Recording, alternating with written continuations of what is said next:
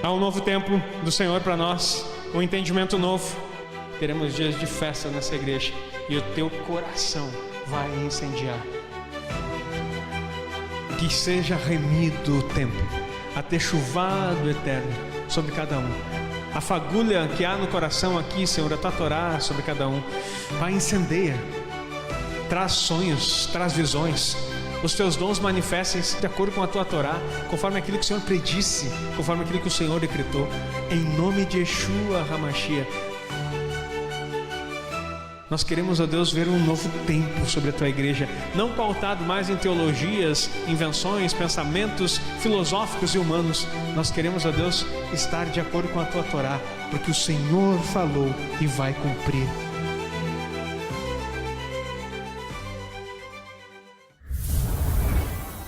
Queridos, a paraxá que nós vamos estudar hoje, ela é uma paraxá muito poderosa, uma continuação do que já foi feito no Shabat, um aprofundamento, e fala sobre várias coisas em vários âmbitos da vida social segundo a Torá. Essa paraxá, por mais que pareça desconectada, ela fala de toda essa história, mas ela está falando a respeito das mudanças que o Eterno vai fazer. Vou ler aqui a primeira parte, diz a paraxá Tetze, Deuteronômio 21, 10 a 25, 19, com o apoio de Isaías 54, 1 a 10, a Haftará, e Mateus 5, 27 a 30 no Mirit Hadashá, é um conjunto de mandamentos que fundamenta uma sociedade justa, compassiva e ética. Então, uma sociedade justa, compassiva e ética. Pode colocar o próximo. É essa a ideia do que a abordagem que o Eterno quer trazer para nós. Uma sociedade justa, compassiva e ética. Não vai ter como viver isso sem Torá. Ela não apenas estabelece leis individuais, mas também molda uma comunidade ideal, que busca alinhamento divino e bem-estar coletivo. Queridos, é isso. É isso que nós precisamos entender. Uma comunidade com alinhamento divino e bem-estar coletivo. Deixa eu dizer uma coisa para você. Comece a ser parte com aquilo que você tem na mão. Fazer parte disso. A essência é a responsabilidade de cada um para com Deus, o próximo e a própria alma. Manifesta em atos de cuidado, honestidade e remoção de obstáculos. Não seja o que ponha obstáculos, seja aquele que remove. Então, olha só, alianças e responsabilidades familiares e sociais. Aí vai falar sobre o casamento e a assimilação. A Torá aborda a situação da mulher capturada em guerra, não para encorajar, mas para gerir uma realidade. O processo de purificação, rapar a cabeça, parar as unhas, trocar as vestes. Era, segundo o Midrash, um desestímulo a um tempo de transição. E luto, testando a intenção do homem. A sabedoria judaica enfatiza julgo desigual e a importância do compromisso sobre o sentimento no casamento. Aqui está bem sintetizado e resumido, deixa eu te explicar. Havia as mulheres que na guerra perdiam seus maridos e elas faziam parte do despojo. Não pense com um despojo como algo machista, que agora pegamos as mulheres como troféu. Não. As mulheres não eram mortas e o povo tinha que assimilar. Isso faz parte do cuidado do Eterno na vida das pessoas. Mas dentro dessa parte aqui também, aí para elas poderem fazer parte do povo, para que o homem não quisesse simplesmente pela beleza da mulher, elas tinham que passar por um processo até que o homem não visse nada nela de beleza, mas conseguisse captar a essência de quem ela era, por causa da techuvá que ele ia ter que fazer e tudo mais, porque Deus cuidava do seu povo. E dentro desse próprio ensino, fala também a respeito do casamento, queridos. Pode colocar o próximo slide, enquanto eu vou falando aqui. Tem gente que até hoje ensina a respeito do divórcio. Se nós lêssemos a Torá, nós íamos ficar assustados de como foi distorcido essa ideia dentro daquela condição assim: mulher, ora para que teu marido volte.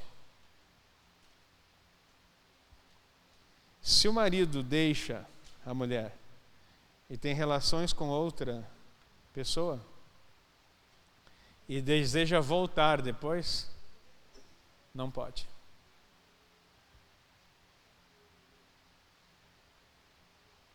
não é possível. Uma aliança quebrada, aonde envolveu sexo, isso é Bíblia, meu irmão. Aonde envolveu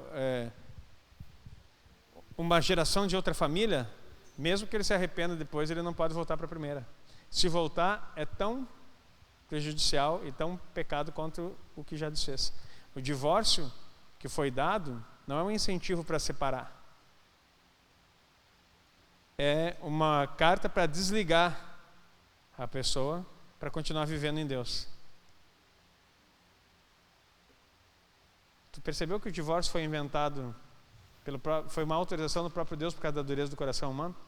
O diabo sempre distorce. Parece que o divórcio é algo do diabo, né? Que o diabo criou para destruir família, não. A carta de repúdio, que é a original, é uma medida protetiva de Deus, para que as pessoas em conflito, em sofrimento, que vivem na presença do Senhor, e um dos cônjuges se desvia, ela tem a oportunidade de cortar essa ligação para não se perder junto. Entendeu a palavra aqui, o que é o divórcio? Essa é a perspectiva da Torá. Divórcio não é uma licença para te trocar de parzinho. O divórcio é uma carta que Deus autoriza. Eu quero continuar vivendo Torá, servindo ao meu Deus. Ela saiu, teve outra pessoa, já constituiu outra família.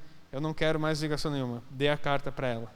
Seja livre para continuar vivendo os princípios do eterno. Mesma coisa para a mulher e para o homem. Ninguém ensina isso para nós, né? Fica carregando um jugo. Não, tu tem que voltar. Ora, por favor. Não, Deus abomina o divórcio. Você não sei o que lá. Você está em pecado. Você vai não sei o que lá. Fica todo esse chororô e pessoas se destroem a vida toda porque não entendem o princípio. Vocês entenderam que não é uma situação legal para que você possa fazer? Não é mas se alguém está ferindo, por isso que é muito sério o princípio. Se alguém está ferindo o princípio, ameaçando, qual é o princípio principal o princípio principal é redundante, mas importante, da Torá? Acima de todas as coisas, o que a Torá preza? Vida. Se o esposo é uma ameaça para a integridade, para a vida da mulher, precisa ficar junto com ele? Responda para mim. Não, fala alto, sem medo. Tu não é mais crente mesmo, quer dizer, evangélico. É aquele, o pastor vai me disciplinar, eu sou teu pastor. Fala certo, senão eu disciplino mesmo. O que é? O que é então?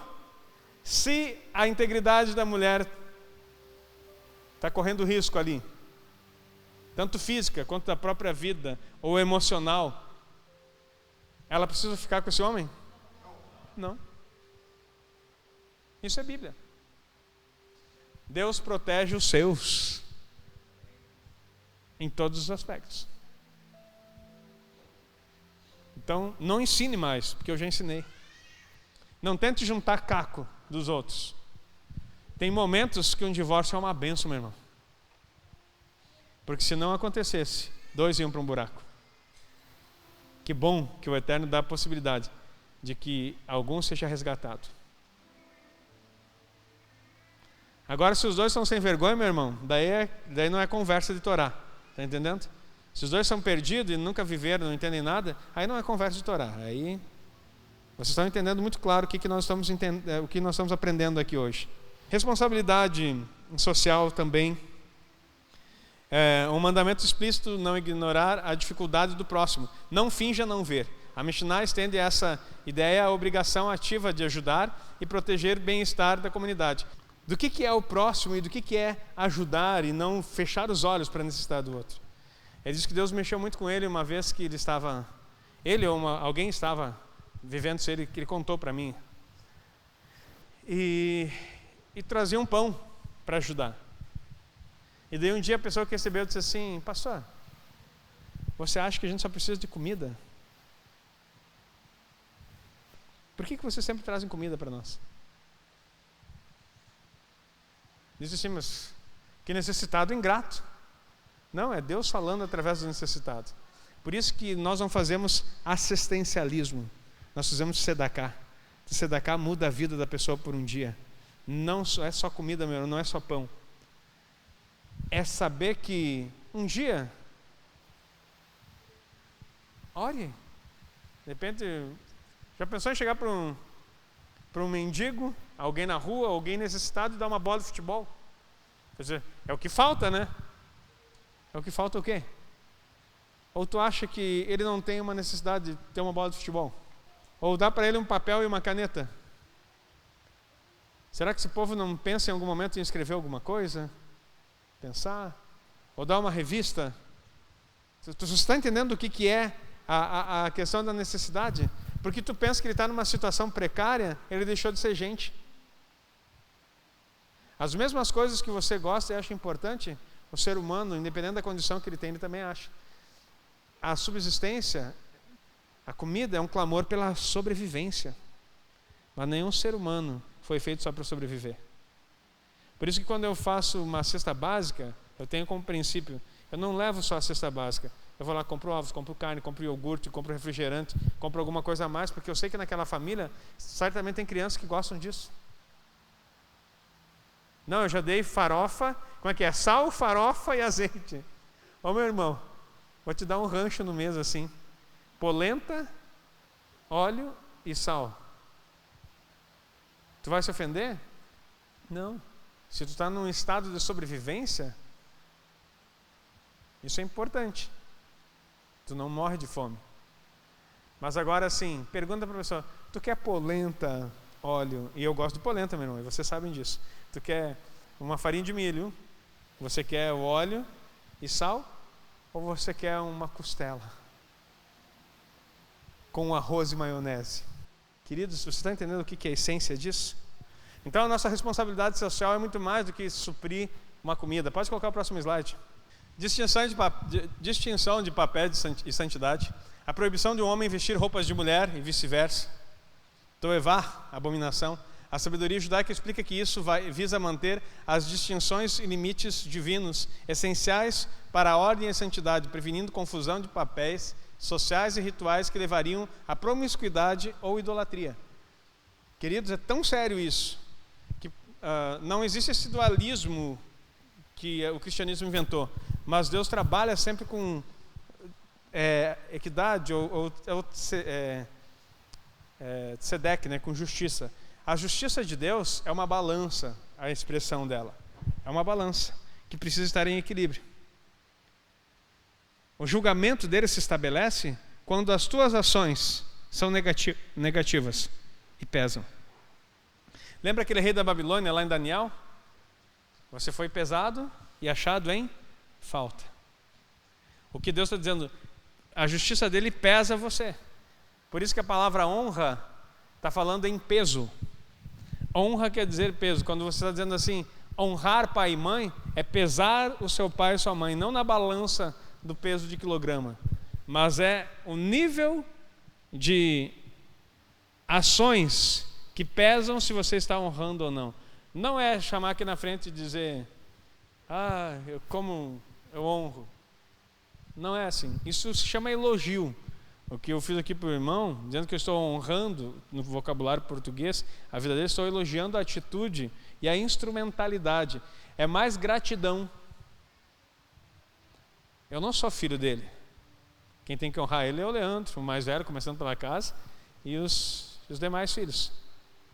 Então, aqui, vocês estão entendendo a questão? Quem vai dar o peso de honra são as ações dos filhos sobre a vida deles, em retribuição de amor e gratidão pelas ações deles por eles, a começar porque se não fosse eles não haveria a vida dos filhos.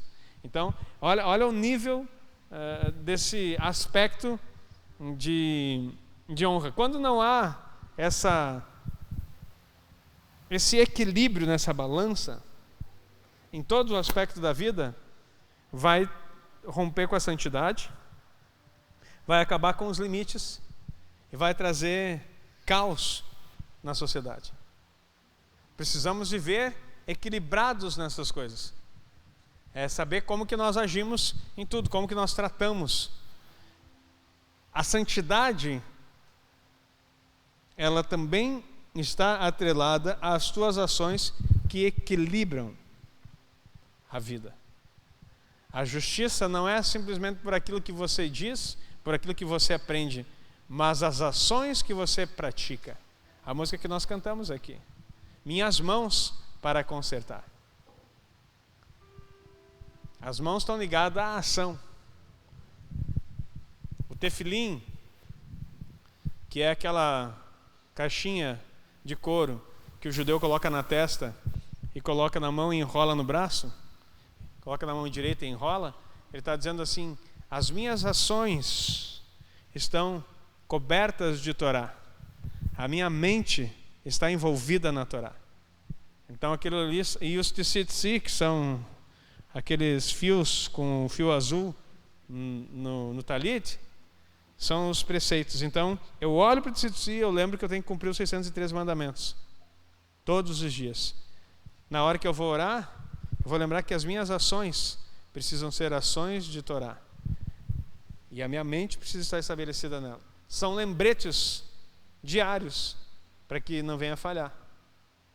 Então, nós temos que nos apegar a esse, não a rituais, mas a entendimentos. Pode colocar o próximo slide. Os mandamentos simples e recompensas, também está ali no Deuteronômio 22, 6 e 10. Leis como do ninho de passarinho e parapeito da casa nova. Embora pareçam mundanas, são vistas pela sabedoria judaica como atos que revelam o caráter interior e a compaixão. Tem uma lei que fala a respeito se você achar um ninho de passarinhos com sua mãe, você tem que preservar e auxiliar. E quando você construir uma casa, você tem que fazer parapeito. Isso é lei, para preservar a vida das crianças que estão na casa. Se a casa é alta e não tem, eles vão cair, vão morrer. E quantos acidentes de morte de criança porque não tinha proteção. E isso é uma ordem da Torá. Isso não está falando só da construção, mas está falando do sentido do coração, porque quando você age com essas coisas simples, você está mostrando que no seu coração e na sua intenção há uma preocupação legítima pela vida do outro, pela instituição de alguma coisa. Isso é muito profundo. São aspectos simples da vida, mas que revelam teu caráter. Aquele que acha um ninho e tem prazer em destruir, ele não destrói só o ninho, meu irmão. Seu coração é tomado de Yetzer Hará, inclinação para o mal. Ele não é digno de confiança. Aquele que constrói só para construir, sem preocupar com a vida do outro, está fazendo uma Babel. A promessa de te vá bem e prolongue os dias mostra que a prosperidade advém da integridade e da aderência a um estilo de vida que honra a criação e as leis divinas. Então, a nossa vida prolongada está atrelada a isso. Batalha espiritual, também fala nessa paraxá aí. Apagar a memória de Amaleque. A ordem de apagar a memória de Amaleque vai além do inimigo físico.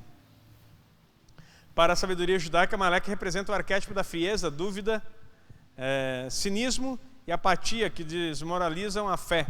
É uma luta interior contínua contra o que diminui nossa conexão com o divino e a compaixão, um chamado à vigilância constante. Então, essa parte da batalha espiritual que ele ensina em Deuteronômio 25, apagar a memória de Amaleque. Olha só, queridos, não é só uma batalha de confrontar o mundo espiritual.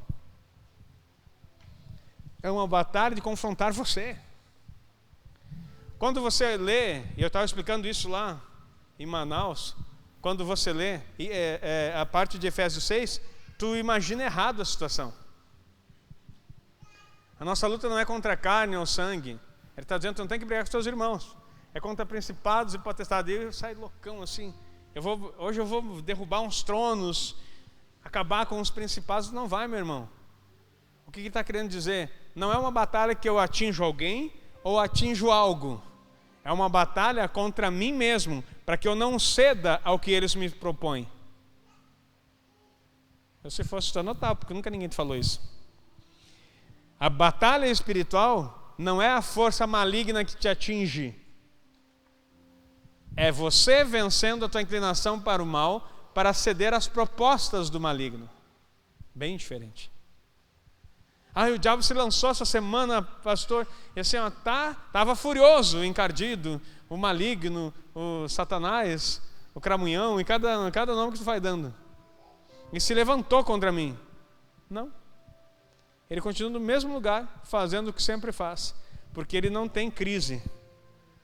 O diabo não acorda, eu estou meio entediado, acho que hoje eu não vou ser diabo. Ou hoje eu estou assim, acordei hoje com um capeta, né? Ele mesmo falando, vou ser mais diabo que nunca. Ele não pensa assim. Ele é aquilo que ele nasceu para ser. Agora quem varia é você. Quem fica oscilando é você.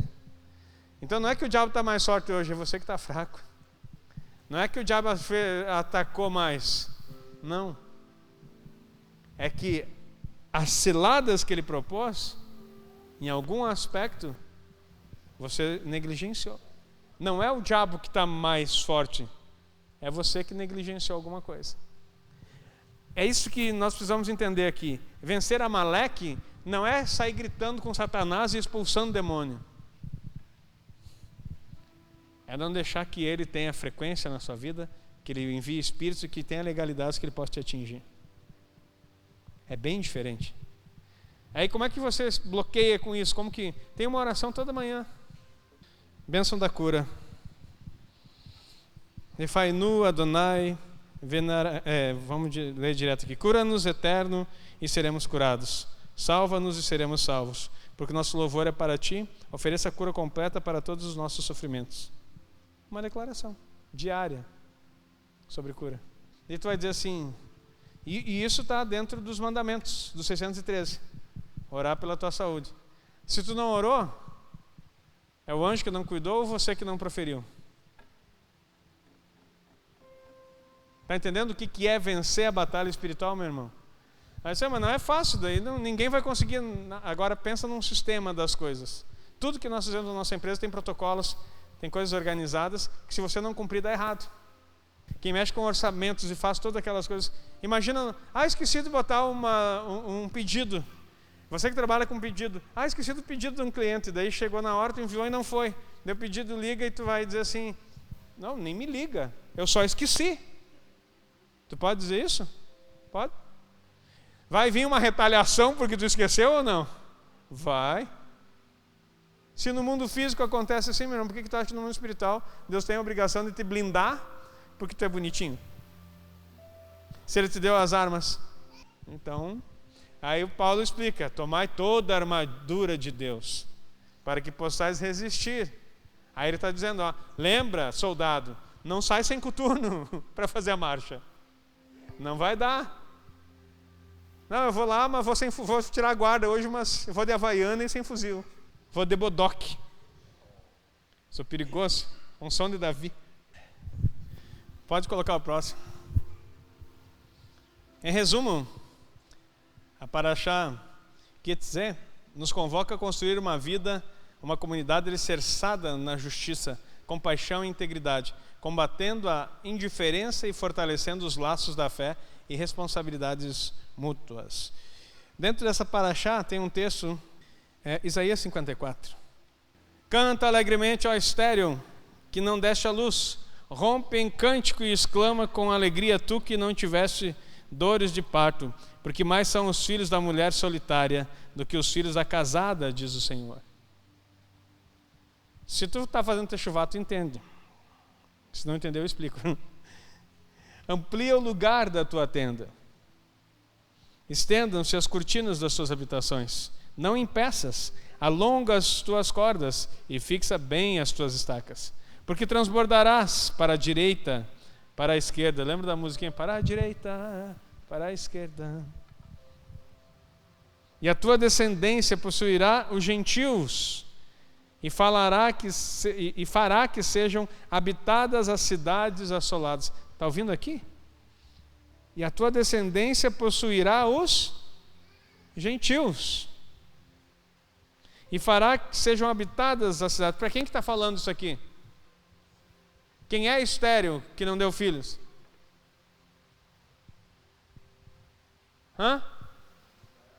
Israel. Quando Yeshua disse, amaldiçoa, o que ele amaldiçoa mesmo? Uma figueira, símbolo de Israel, e disse, ninguém coma frutos de ti. Tu vai ser estéril, infrutífero. Por que Yeshua fez isso? Porque era uma profecia de Isaías. Mas agora ele está dizendo, canta alegremente, é estéril. Porque tu achou. Mas tu vai ter mais filhos do que a casada.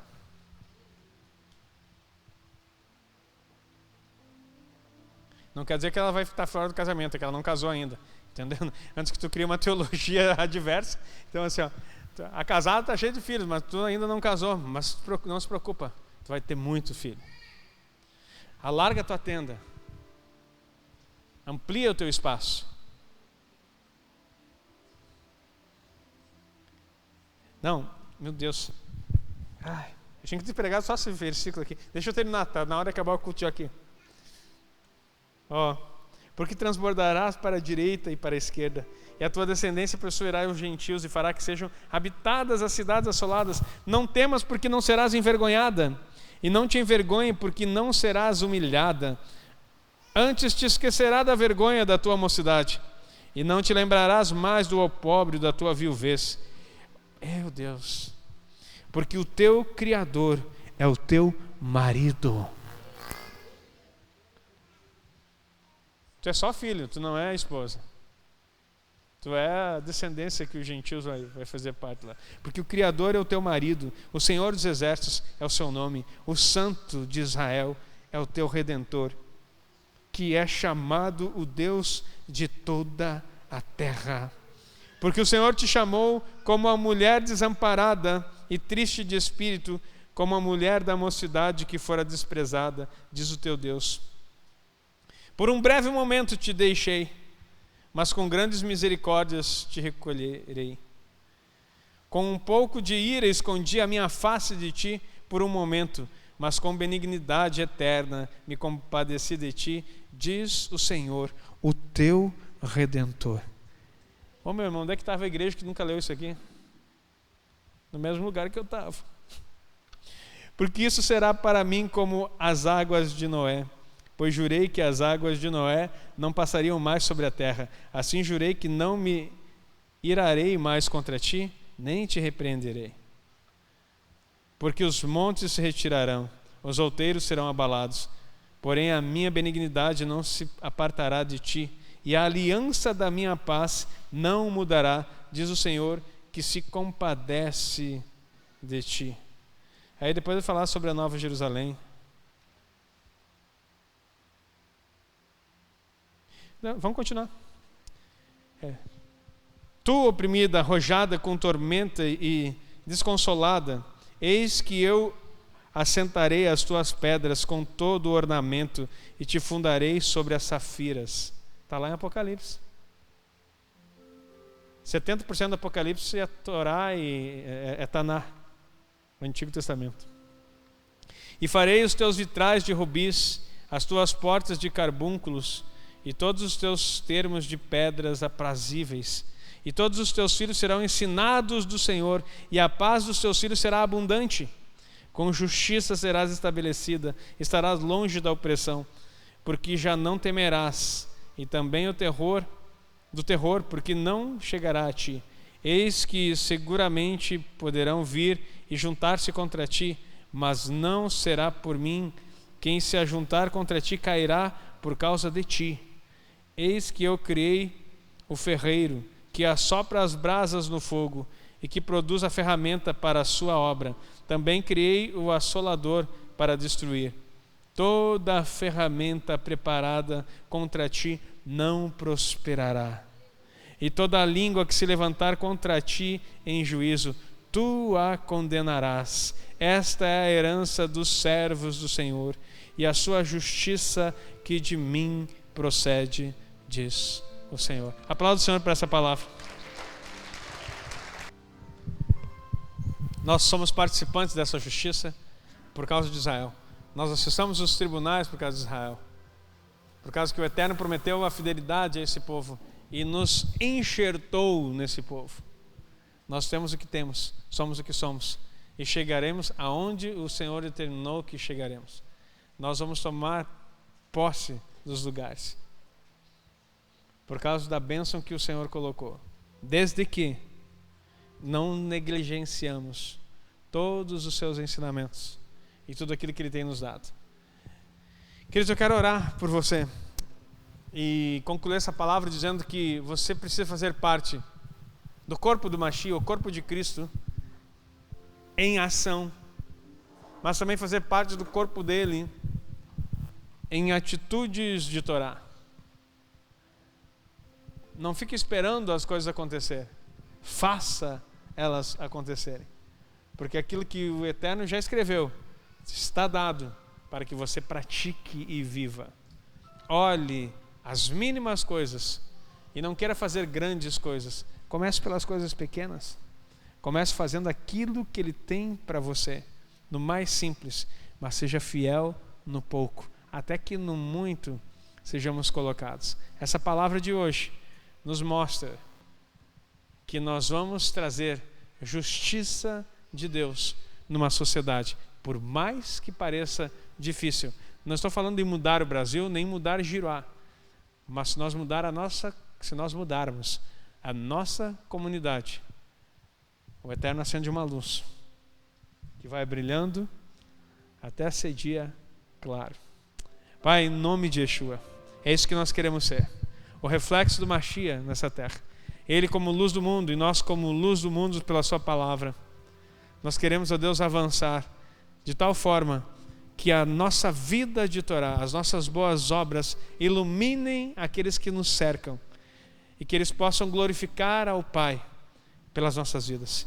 Senhor, não queremos esquecer um pequeno mandamento que seja, mas viver a essência que Yeshua colocou em nós, da Tua palavra. Dá-nos capacidade, dá-nos entendimento e, acima de tudo, dá-nos coragem, Pai, para avançar e nas decisões diárias, em tudo Te agradar. Eu abençoo a Tua igreja nessa noite, pedindo que o Senhor venha trazer resoluções no seu íntimo e a cada dia fundamentar a Torá em cada coração. É a minha oração, em nome de Yeshua. Amém e amém. Dá um aplauso ao Senhor, queridos.